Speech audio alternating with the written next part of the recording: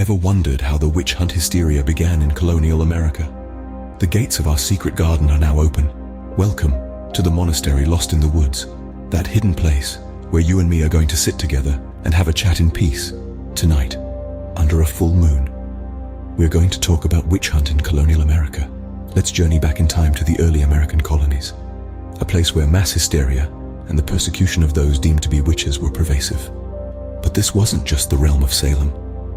From Connecticut to New York, similar outbreaks of witch hysteria occurred, leaving a legacy of fear, paranoia, and injustice.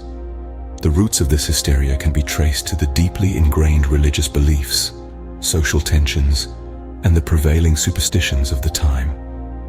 The dominant religious ideology was Puritanism, which emphasized strict adherence to moral codes and viewed deviations from these norms as evidence of the devil's influence. In such a fervently religious environment where the lines between good and evil were starkly drawn, it's not surprising that witchcraft was seen as a very real threat. But it wasn't just about religion. Social tensions also played a key role. Colonial America was a place of small, close-knit communities where everyone knew everyone else's business. Petty grievances, social rivalries, and personal grudges could easily escalate into accusations of witchcraft. And in an era before modern science, when the world was full of unexplained phenomena, superstitions ran high. A crop failure, a sudden illness, or even a streak of bad luck could be blamed on the malevolent actions of a supposed witch. Interestingly, it wasn't just women who were accused of witchcraft. Men, and even children, could find themselves on the wrong side of a witch accusation. But it was predominantly women, especially those who were seen as different or who didn't conform to societal norms, who bore the brunt of these accusations.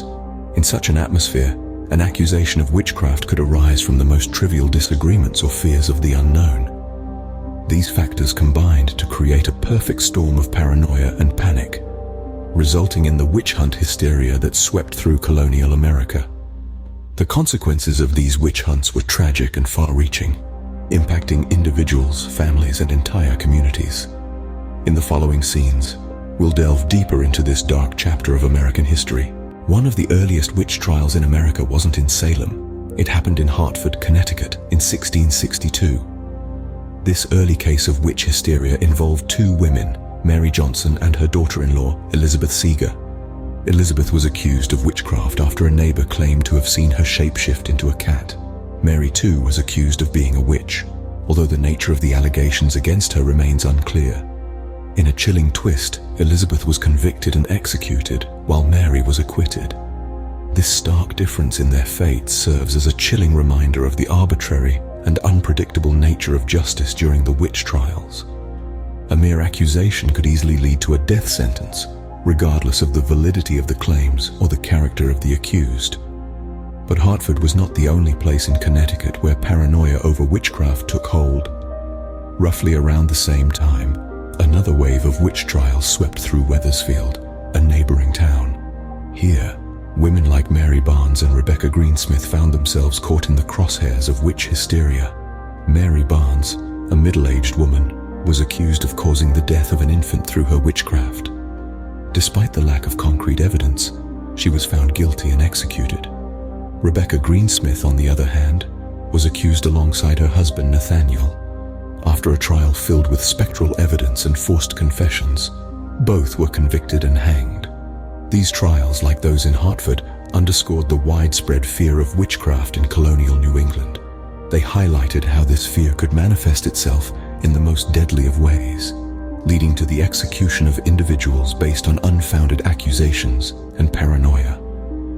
The lives of these women, and many others like them, were tragically cut short due to a climate of fear and suspicion that pervaded the colonies during this time.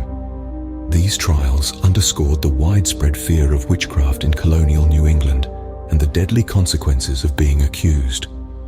They serve as a stark reminder of a dark chapter in our history, one we must remember to ensure it never repeats itself. While Connecticut was dealing with its witch trials, New York was having its own share of hysteria. In the year 1665, New York, then known as New Amsterdam, was a Dutch colony experiencing its own witch trials. The most notable among these was the trial of Goody Garlick. Goody Garlick, a resident of East Hampton, Long Island, was accused of witchcraft following the death of a newborn. The mother of the infant, Elizabeth Gardner Howell, on her deathbed, claimed to have seen Goody transforming into a black figure that tormented her. This accusation, coupled with local rumors, led to Goody Garlick's arrest and trial for witchcraft.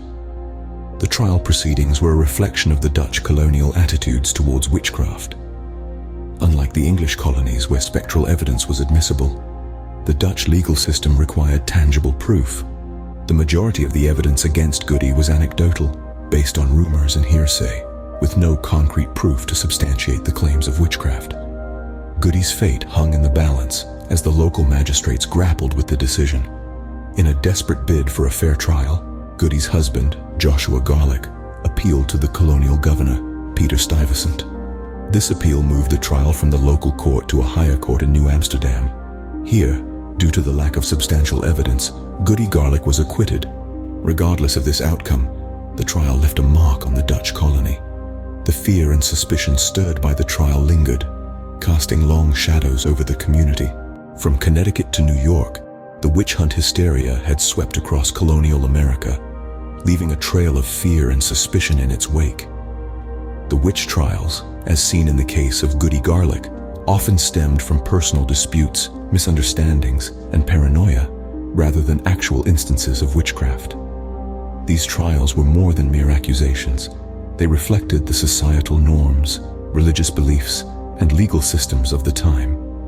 The trials also revealed the vulnerability of certain members of society. Women, particularly those who were outspoken or did not conform to societal expectations, were often the targets. The trials served as a stark reminder of the dangers of unfounded accusations and the importance of due process. Despite the acquittal of Goody Garlick, the impact of the trials was far-reaching. The echoes of these trials can still be heard today as we grapple with issues of truth, justice, and societal fear. As we conclude this exploration of witch trials in colonial America, we invite you to reflect on these events and their implications. How do the witch trials of the past inform our understanding of justice and societal norms today? Stay tuned for more enlightening historical journeys. Thank you for joining us today. We appreciate your support and can't wait to delve into more historical events with you. Don't forget to like, comment, and subscribe. And of course, share your thoughts and questions about the witch trials in the comments below. We'd love to hear from you. The gates of our secret garden are now closed,